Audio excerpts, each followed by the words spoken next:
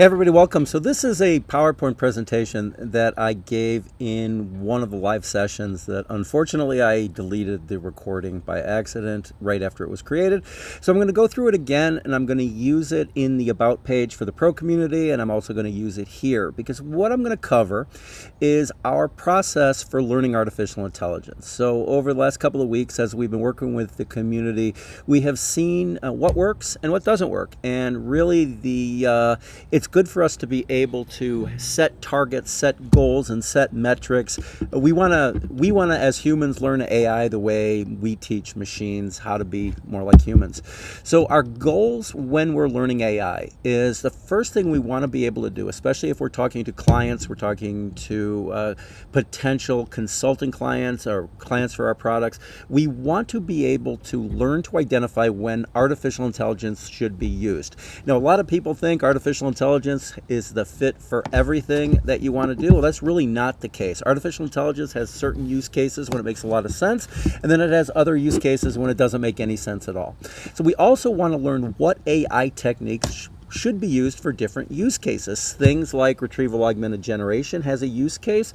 Supervised fine-tuning has a use case. There's times you want to build MCP tools. There's times you want to build automations.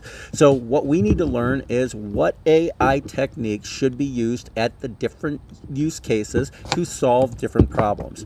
And then when we've decided what techniques we need to use, we want to learn what tools we are going to use to implement each technique. So what tools do you use for retrieval augmented generation? What tools do you use for supervised fine-tuning? This is an important thing that is part of our goals, things that we want to learn. So next thing we want to do is we want to be able to implement the AI techniques. So we want to be able to learn what we're going to do, and then we're going to learn how we're going to do it. And then most importantly, we need to be able to communicate the AI strategies and techniques effectively. It's not enough just to know about it, to know how to do it, but you also have to be able to communicate it. So these are our overall goals when we're talking about learning artificial intelligence. So these key areas is what is artificial intelligence and what can it do? So these are things that we need to know. So we need to know what artificial intelligence is, how it works, and what it can do. And then we want to get the basic skills related to what you want AI to do for you, and we're going to learn by doing projects. So let's look at our roadmap. Now, this is a custom roadmap that is different for every learner. So the first thing we're going to do is we're going to identify your interests by technology and project. You might be interested in building automations. You might be interested in building tools. You might be interested in nothing that actually has to do with building AI, but you want to be able to use AI to do things. So once we have identified your interests by technology and project, we're going to identify your current skill level. So where are you in the learner process? Now, almost everybody's a beginner at something, and everybody's an expert or not a beginner at other things. So what we need to do is, based on technology and project type, what is your current skill level? Then we want to identify your target skill level. You don't necessarily need to become an expert in everything. You're going to, based on what your career goals are or your current career objectives, identify what your target skill level is going to be. And then we're going to take those three things and we're going to consolidate these three things into a custom learning plan. And then we're going to execute the learning plan, we're going to evaluate your process, and then we're going to repeat. This is an iterative approach because pretty much by the time you get through from identifying your interests all the way to the end of evaluating your progress, AI is going to change. AI is going to change pretty much every week, every month, every couple of months. Everything that you're doing in artificial intelligence is subject to change.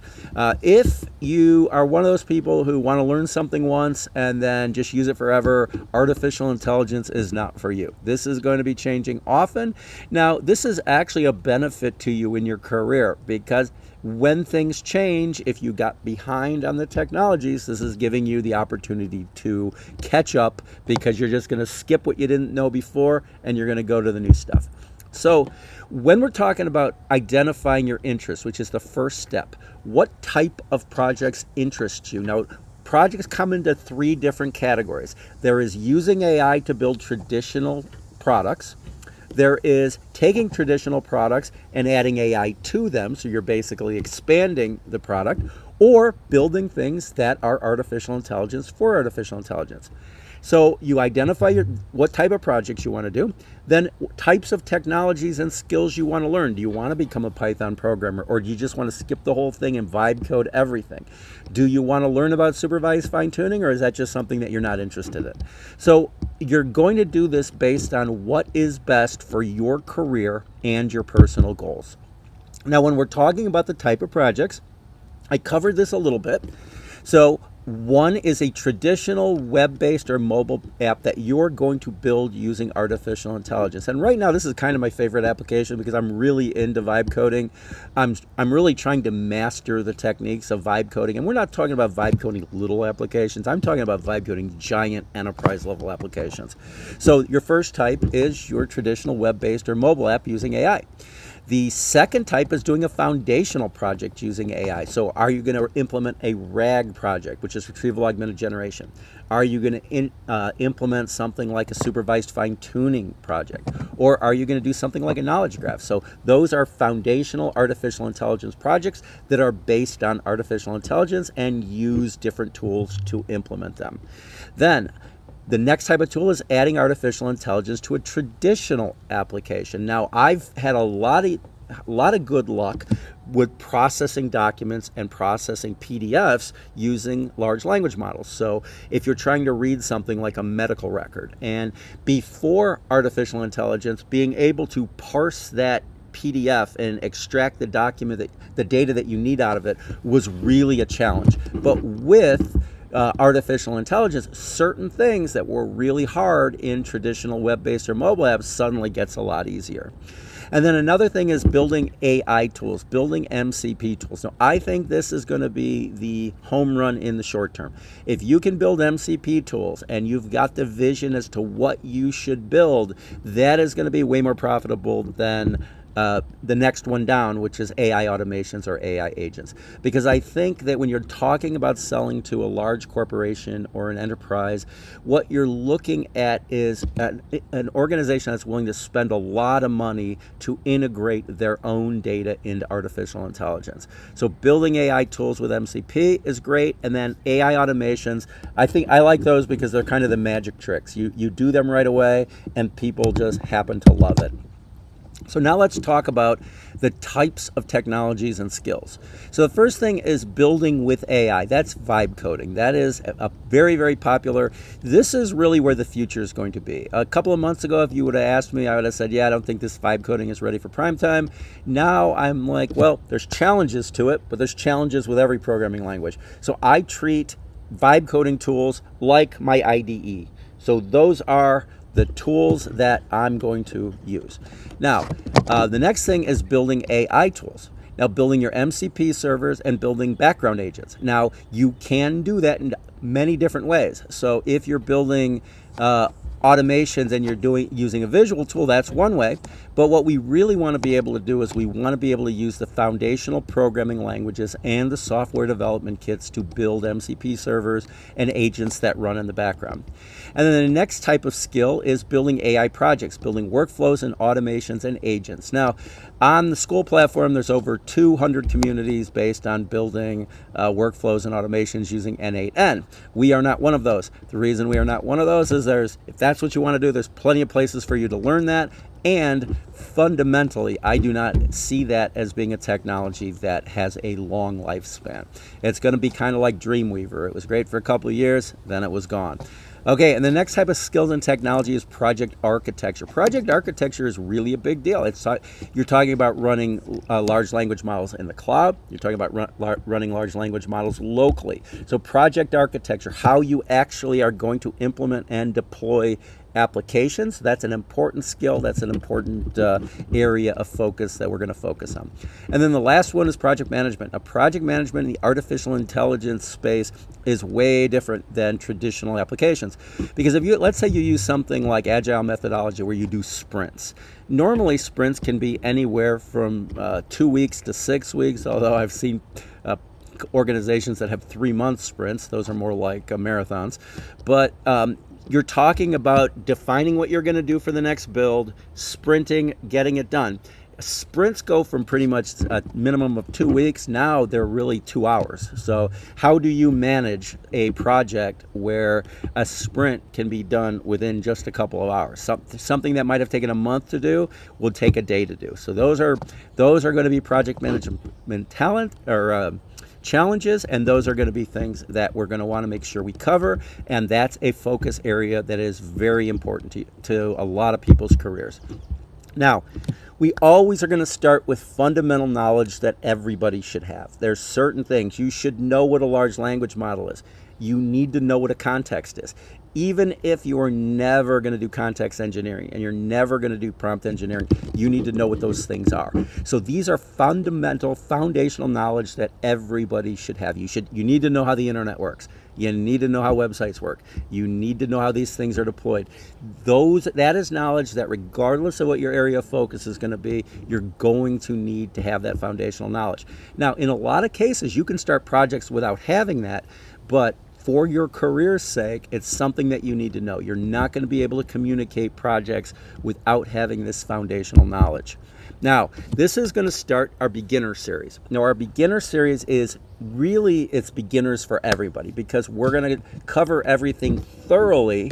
And even if you're not a beginner, they may be things that you've missed. You might have been in tech for years and really not known how an IP address works or how DNS works. So we're talking about learning things like your internet technologies, your basics of AI and machine learning. When somebody talks about training, it's always good to know what training actually is. We're going to talk about development technologies and tech stacks.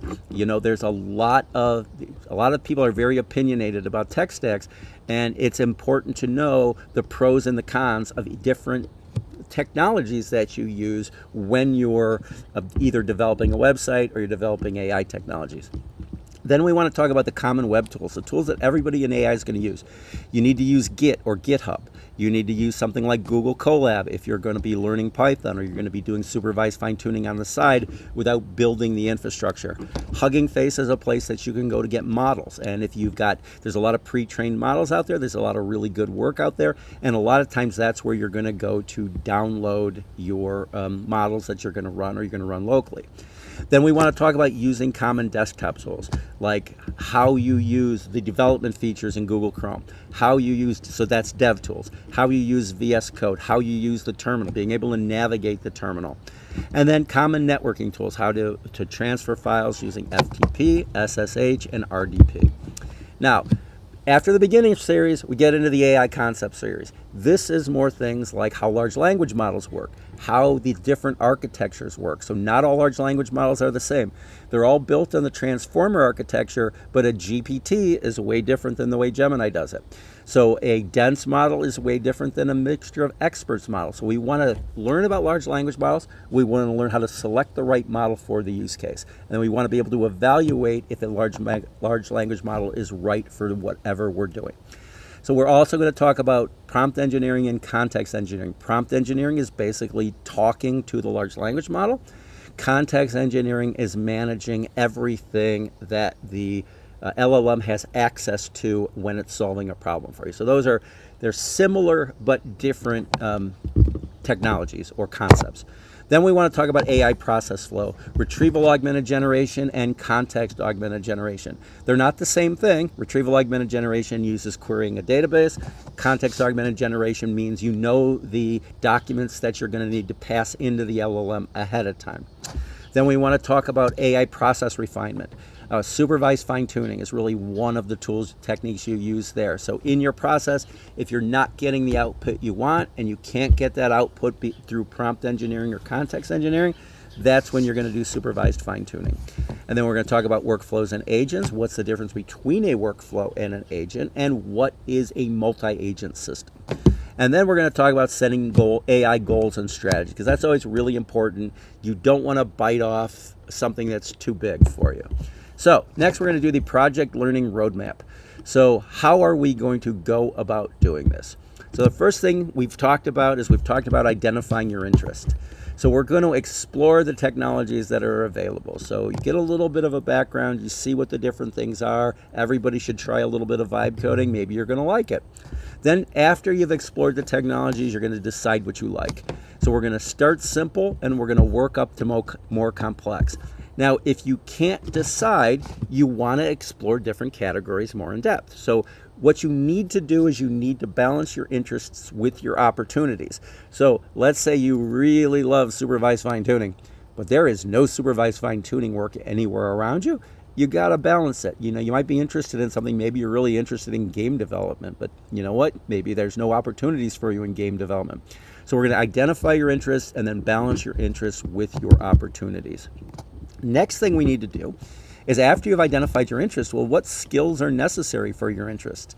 So if you've got certain types of projects, we are going to be tying projects to skills. That is something that is very important.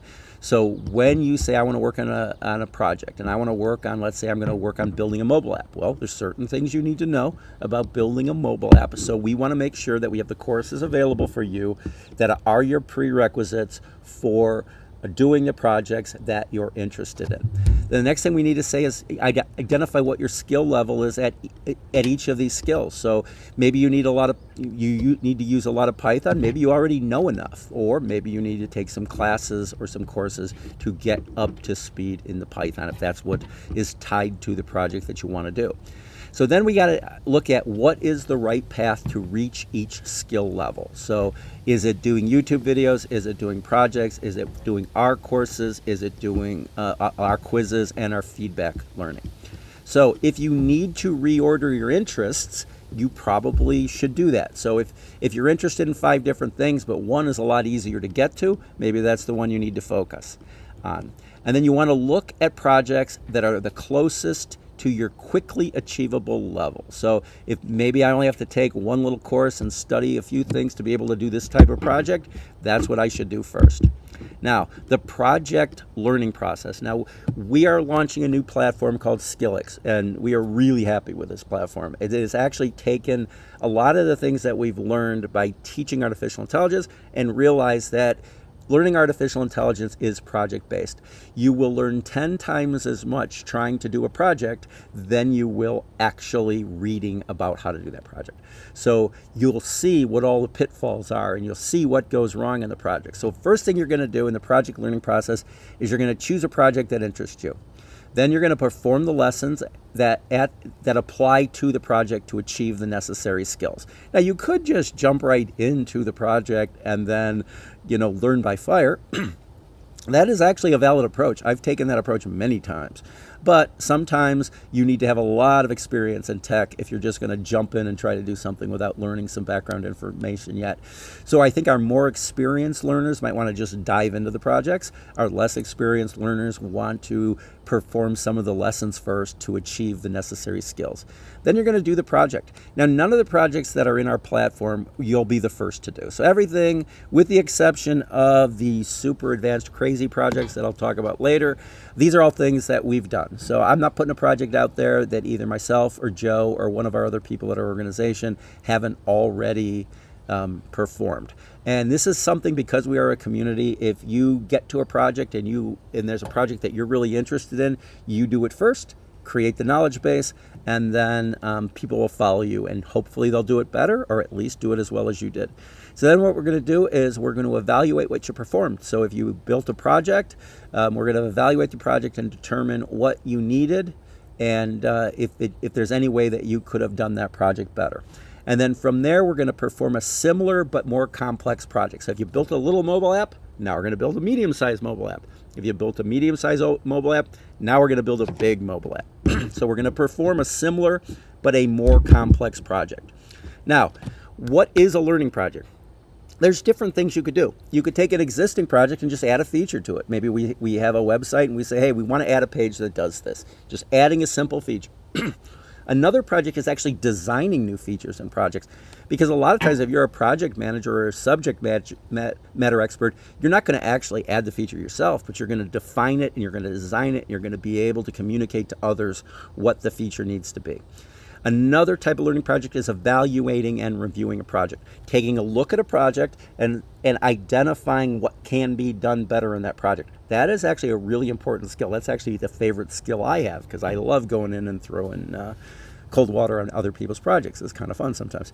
So evaluating and reviewing an existing project is actually a skill that you want to learn in a learning project. Another type of learning project is taking a project that somebody did and doing it a completely different way. Let's say you did it with a traditional LAMP stack, which is a traditional stack that's been used probably for the last 15 years. Maybe you want to do it using Next.js or React. Or maybe somebody did it in Next.js or React because they're under the age of 30, and you just decided that, I'm old, so I'm going to redo it, but I'm going to redo it with old technologies. Doing an existing project with a different way is definitely a learning project. And then defining and completing an entire project. Just sit down and say, I'm building this SaaS, my software as a service. I'm going to build the entire thing from end to end. A lot of people like to start there. You learn a lot if you try to do an entire project, but I wouldn't say you'd use your best idea on your first project, because you're going to make a lot of mistakes, and I can guarantee you that the first project you do is not something that you're going to want to deploy to production. Okay, now the way our platform works and the way our new learning platform works is that everything is project collaboration. So you can start projects at any time. So anytime you join the school, there's projects ready for you to go, and you can always start a project. You don't have to be the first to do a project. If anything, we recommend that you don't be the first to do a project. Because when other people do projects, we expect them, because this is a collaborative community, we expect them to make comments and posts about what they ran into and how they resolved it. Now, in our knowledge base, we actually have a retrieval augmented generation AI bot that is going to take the learnings that everybody has from all the projects they work on and allow you to ask questions. This is using something like the techniques behind Claude Desktop, where you actually have an MCP server that goes into our knowledge base and answers questions. So seeing the comments and the posts from those that came before you is really important in project collaboration.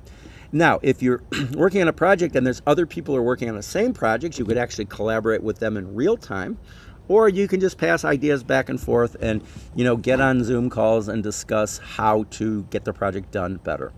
Now, you want to repeat projects as your skills grow. So if you do a project, and I've seen this throughout my entire career, I build a project, and then a couple of months or years later, I look at it and go, oh my God, what was I thinking? I didn't know what I was doing back then. And then I'm going to go back and I'm going to redo the project. And this time, I'm going to redo the project with all the new things I've learned, and I'm going to do a better version of the projects I've already done.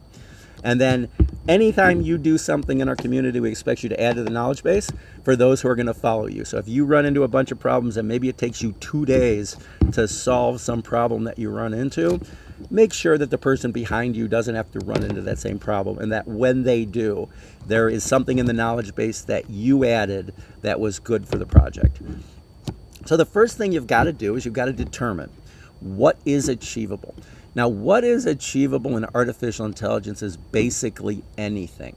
The skills that you need that are achievable are way faster than you think. So if you think something is going to take you months to learn, you might learn it in a week. Everything about artificial intelligence moves faster than you think it's going to move. People who never thought they'd be writing code are now vibe coding, and it's really crazy. People who think Python is so difficult, I'm never going to be able to learn Python, a couple of weeks later they're doing Python. So all the projects that we put out there, we're going to do first. So that way we can identify what skills were necessary, because I got to tell you, we're always surprised. There's never a project that we run into that we go, okay, we know what's necessary for this, and then we find out that we were totally wrong. Now, projects usually follow a predictable pattern, so the required skills do not vary very much. So, if we've identified the required skills, they're probably going to be pretty close. It's not going to vary much from project to project. Okay, do what you've learned while you level up the next skill. So if you're actually working in AI or you're working as a software engineer and you learn a bunch of skills because you've done a project, Keep using those skills, and while you're leveling up to the next skill. So you're going to operate in parallel. You're going to do a project. You're going to keep working on that technology while you're learning the next technology. Now, we're also in the pro community doing something we call crazy advanced group projects. These are the projects that push the limits. These are the projects that I would consider hard, Joe would consider hard, everybody I work with in AI would consider hard. These are not going to be easy projects, because you know what? The harder the projects you attempt, the more you're going to learn. So we are going to push the limits with advanced projects. So one of the things we're going to do is we are going to repeat groundbreaking projects, and we're going to do them better. So if you've heard of our Gemini Master CLI, that is a fork of Gemini CLI from Google that actually runs local models. It's something we've already worked on, and now we're actually going to create our own coding tool from the ground up that uses local models. So this is going to be interesting, but it's what we're doing is somebody else did a groundbreaking project, and now we're repeating it. Now, the next thing we want to do is we want to do things that nobody has done before. So on one of our calls recently, somebody mentioned an MIT white paper. We discussed it a little bit. It was a white paper on large language models that can learn. We tossed around some ideas, and maybe that's a project that we're going to do, that we're just going to do things that nobody has done before. And then we're also going to try things that they say can't be done, because that's also fun sometimes when somebody says, hey, there's no way you're going to do this. I have several projects that I've implemented that were the result of somebody saying it couldn't be done. And then it's just more fun to do it that way when somebody tells you can't do it. And then we're going to define best practices for others to use. So when we're vibe coding super large projects, there's a whole lot of things we're going to run into, and we're just going to define those best practices. So the next thing I want to do is the educational platform demo, but I'm going to put that in another video, because that has actually changed a couple of times even since I demoed this on our live call. We've added some features. It's actually really kind of cool. So this is actually a presentation I did on diffusion models. So I'm basically going to end this part here, but I'm really excited to have you in the community. You're going to learn a lot, and let's just get started.